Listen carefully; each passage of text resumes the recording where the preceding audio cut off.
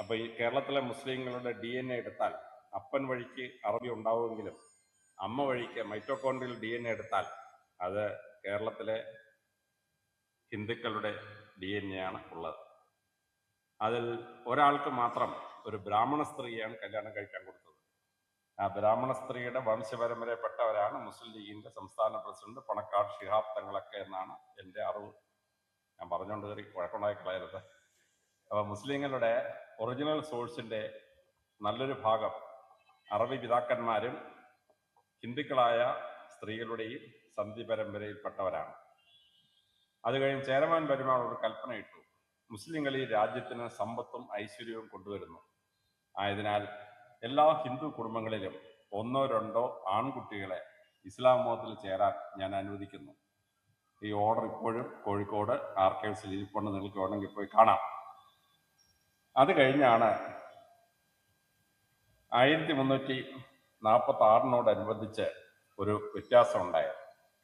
കേരളത്തിലെ സൈന്യത്തിനൊന്നും കുതിരപ്പട്ടാളം ഉണ്ടായിരുന്നില്ല. അതുകൊണ്ട് ഇവിടെ കുതിരകളെ വിൽക്കാൻ വേണ്ടി ഡൽഹിയിൽ നിന്ന് ഒരു കച്ചവടക്കാരൻ വന്നു.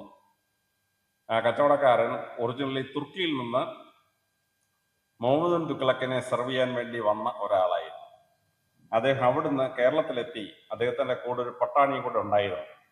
അവർ വന്ന് കേരളത്തിലെ രാജാക്കന്മാർക്ക് കുതിരകളെ സപ്ലൈ ചെയ്തു. അറബിക് സ്റ്റീഡ് എന്ന് പറയുന്ന ഏറ്റവും ബെസ്റ്റ് കുതിരകളാണ്.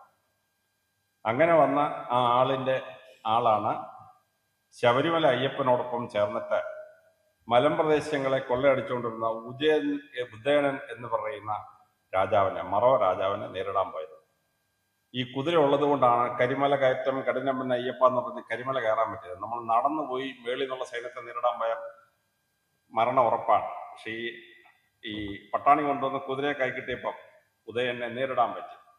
അങ്ങനെ വന്ന വാവർ എന്ന് പറയുന്ന മുസ്ലിം, അദ്ദേഹം അടുത്ത ഒരു സോഴ്സിന്, മൂന്നാമത്തെ മുസ്ലിങ്ങളുടെ ഒരു സോഴ്സായി വരുന്ന ആളാണ്. വാവരും അദ്ദേഹത്തിൻ്റെ കൂടെയുള്ള ആളുകൾ. അവർ കേരളത്തിൽ നല്ലപോലെ സപ്ലൈ ചെയ്യപ്പെട്ടു. അങ്ങനെയാണ് 1346 ശേഷം വരുന്ന മുസ്ലിങ്ങളുടെ വരവ്. അങ്ങനെ വന്നപ്പോൾ അവർ മുഗൾ സൈന്യവുമായി ബന്ധപ്പെട്ടവരായിരുന്നു. അപ്പം മുഹമ്മദ് ബിൻ തുഗ്ലക്കിന്റെ സൈന്യത്തിൽപ്പെട്ടവരായതുകൊണ്ട് അവരെ വിളിച്ചു തുഗ്ലക്കന്മാർ. തുഗ്ലക്കന്മാർ എന്നുള്ള വാക്കാണ് തുലുക്കൻ തുലുക്കപ്പട എന്നൊക്കെ പറയുന്ന തുലുക്കനായി മാറിയത്. തുഗ്ലക് സൈന്യവുമായി ബന്ധപ്പെട്ടവരായതുകൊണ്ടാണ്. മുഗൾ സൈന്യം അല്ലെങ്കിൽ മുഗൾ സാമ്രാജ്യം ഭരിച്ചുകൊണ്ട സമയത്ത് ഉത്തർപ്രദേശിലെ ഒരു മുന്നോക്ക ജാതിയായ മേത്ത, അശോക് മേത്ത നിങ്ങൾ കേട്ടിട്ടുണ്ടാവും, MEHTA, അവർ ഇസ്ലാം മതം സ്വീകരിച്ചു. അങ്ങനെ മേത്താകൾ ഇസ്ലാം മതം സ്വീകരിച്ചപ്പം ആ വംശപരമ്പരപ്പെട്ടവരെ വിളിച്ച പേരാണ് മേത്തർമാർ. മുസ്ലിങ്ങളെ മേത്തർമാർ എന്ന് വിളിക്കുക. അത് ഈ മേത്ത എന്ന് പറയുന്ന മുന്നോക്ക ജാതി ഇസ്ലാം മതത്തിൽ ചേർന്നതാണ്. അങ്ങനെ ഇരിക്കുമ്പോഴാണ് ഔറംഗസീബ് ആർക്കോട്ടിലെ നവാബിനെ സഹായിക്കാൻ വേണ്ടി 1000 കുതിരയുള്ള ഒരു സൈന്യത്തെ അയച്ചു. ആ കുതിരപ്പട്ടാളം വന്ന മധുരയിൽ നിന്ന് കിഴക്കോട്ട് തിരിയുന്നതിന് പകരം വഴിതെറ്റിപ്പോയി. അവർ നേരെ തെക്ക് പടിഞ്ഞാറോട്ട് തിരിഞ്ഞ് അങ്ങനെ ആ സൈന്യം വന്ന് 1680 തിരുവനന്തപുരം പട്ടണം പിടിച്ചെടുത്തു. അതാണ് മുഗലന്റെ ആക്രമണം എന്ന് തിരുവിതാംകൂർ ചരിത്രത്തിൽ രേഖപ്പെടുത്തിയിരിക്കുന്നത്. 1680 മുതൽ 1688 വരെ പട്ടാണികൾ തിരുവനന്തപുരം പട്ടണം ഭരിച്ചു. 1688 ഈ മുഗലനെ തോൽപ്പിക്കാൻ വേണ്ടി തിരുവിതാംകൂർ രാജാവ് അല്ലെങ്കിൽ രാജ്ഞി കണ്ണൂരിൽ നിന്ന് പഴശ്ശിരാജാവിന്റെ വലിയ അമ്മാവനെ വിളിച്ചു വരുത്തി. അദ്ദേഹമാണ് കോട്ടയം രാജാവ് എന്നറിയപ്പെടുന്ന പ്രസിദ്ധനായ വ്യക്തി. അദ്ദേഹം വന്നപ്പോൾ ഒരു സഹോദരിയെ കൂടെ കൊണ്ടുവന്നു. ആ കൊണ്ടുവന്ന സഹോദരിയാണ് ഉമാദേവി തമ്പുരാട്ടി. ആ ഉമാദേവി തമ്പുരാട്ടി കിളിമാനൂർ രാജകൊട്ടാരത്തിലുള്ള രാജകുമാരനെ കല്യാണം കഴിച്ചു. ആ റാണിക്കും രാജാവിനും ജനിച്ച പുത്രനാണ് മാർത്താണ്ഡവർമ്മ എന്ന് പറയുന്ന ആൾ. ഈ കോട്ടയം രാജാവ് ഈ മുഗലപ്പടയെ നേരിടാൻ തീരുമാനിച്ചു. അങ്ങനെ ഉമ്മയമ്മ റാണി ജീവരക്ഷാർത്ഥം ആറ്റിങ്കലേക്ക് ഓടി രക്ഷപ്പെട്ടു.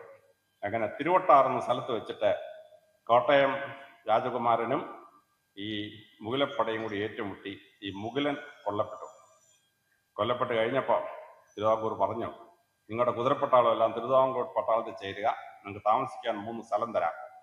1 മണക്കാട്, 2 പൂവാർ, 3 വിഴിഞ്ഞം. അങ്ങനെയാണ് നല്ല തൊലി വെളുത്ത നല്ല ഉയരമുള്ള മുസ്ലിങ്ങളുടെ ഒരു പരമ്പര ഈ തിരുവിതാംകൂറിൽ ഉണ്ടായത്. പട്ടാണികളുടെ പ്രസിദ്ധമായ വരവാണ്. അങ്ങനെ തെക്ക് നിന്ന് വന്ന 1880 തിരുവനന്തപുരം പിടിച്ച ശേഷം ആദ്യമായി ഈ പട്ടാണി നേതാവിട്ട ഉത്തരവുണ്ട്.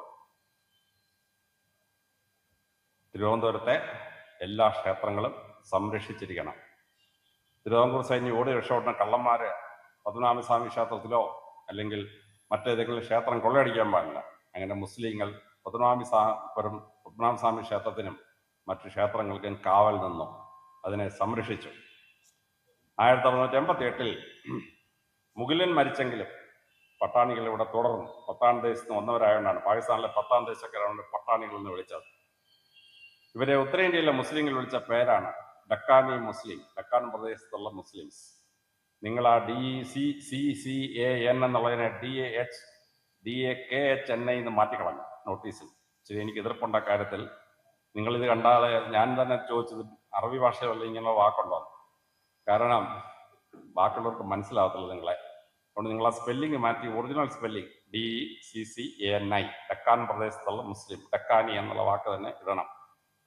അങ്ങനെയാണ് പട്ടാണികൾ ഈ ദേശത്ത് പടർന്ന് പന്തലിച്ചത്. ഈ പട്ടാണികൾ തിരുവിതാംകൂർ രാജ്യവുമായി വളരെ ഭംഗിയായി യോജിച്ച് പ്രവർത്തിച്ചു.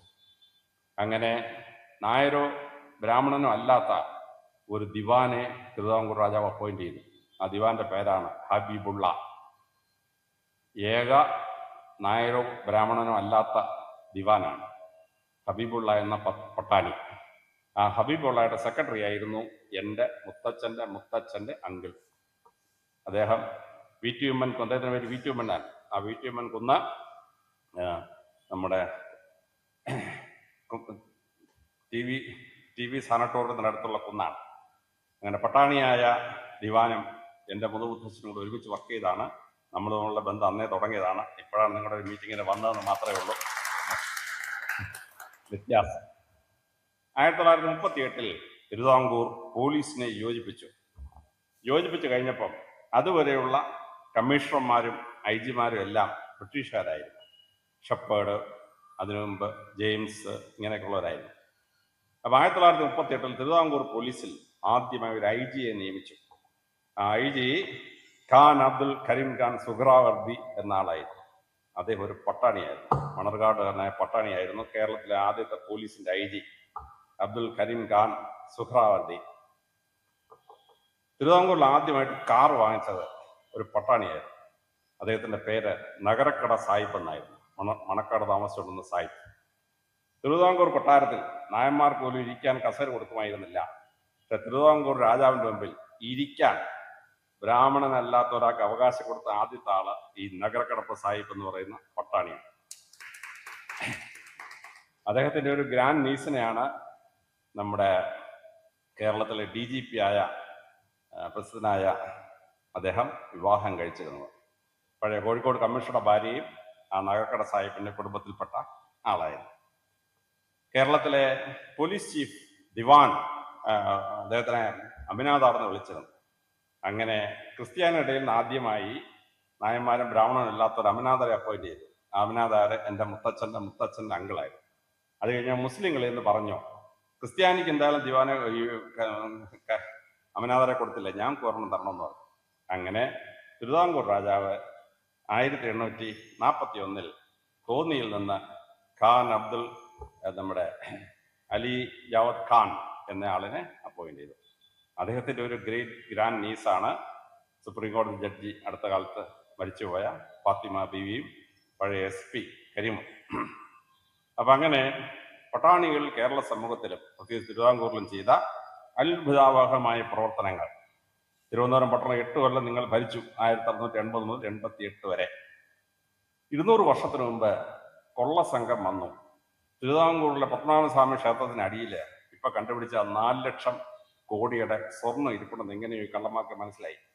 അങ്ങനെ തമിഴ്നാട്ടിൽ നിന്നൊരു ഒരു ഒരു തീവട്ടിക്കൊള്ളക്കാരുടെ ഒരു സംഘം പുറപ്പെട്ടു, മാർവാറി സംഘം.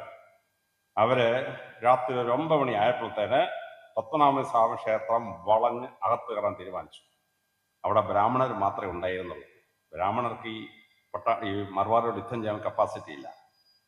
പത്മനാഭസ്വാമി ക്ഷേത്രത്തിലെ മുഖ്യ പൂജാരി ഉടൻ തന്നെ മണക്കാട്ടേറ്റ് വിവരം അറിയിച്ചു, കള്ളന്മാർ വന്നിരിക്കുന്നു. മണക്കാട്ട പട്ടാണികള് ഒരു 500 പേര് സംഘടിച്ച് വന്നിട്ട് ഈ മാർവാറികളെ, നമ്മുടെ ഈ തമിഴ്നാട്ടിൽ നിന്ന് വന്ന ഈ കള്ളസംഘത്തെ അടിച്ച് ഓടിച്ച് കുറെ എണ്ണത്തിനെ പരിക്ക് പറ്റി, കുറെ എണ്ണത്തെ അറസ്റ്റ് ചെയ്ത് രാജകുമാരിക്ക് കൊണ്ട് കൈമാറി. അശ്വതിരുന്നാൾ തമ്പുരാട്ടി എപ്പോഴും ആ വലിയ മുസ്ലിങ്ങൾ പത്മനാഭസ്വാമി ക്ഷേത്രം സംരക്ഷിച്ച ചരിത്രം തിരുവിതാംകൂർ രാജകുമാരി അശ്വതിരുന്നാൾ തമ്പുരാട്ടി വളരെ നന്ദിയോടുകൂടി സ്മരിക്കും. നിങ്ങൾ ടെലിവിഷനിൽ കണ്ടിട്ടുണ്ടാവും. അപ്പോൾ പത്മനാഭസ്വാമി ക്ഷേത്രം ഒരു തവണയല്ല 2 തവണ പട്ടാണികൾ രക്ഷിച്ചു. ഇത് തിരുവിതാംകൂർ ചരിത്രത്തിലെ അത്ഭുതാവഹമായ കാര്യമാണ്. ചരിത്രം വായിച്ചപ്പോൾ കിട്ടിയ ചില വിവരങ്ങൾ നിങ്ങളുമായി പങ്കുവച്ചതാണ്.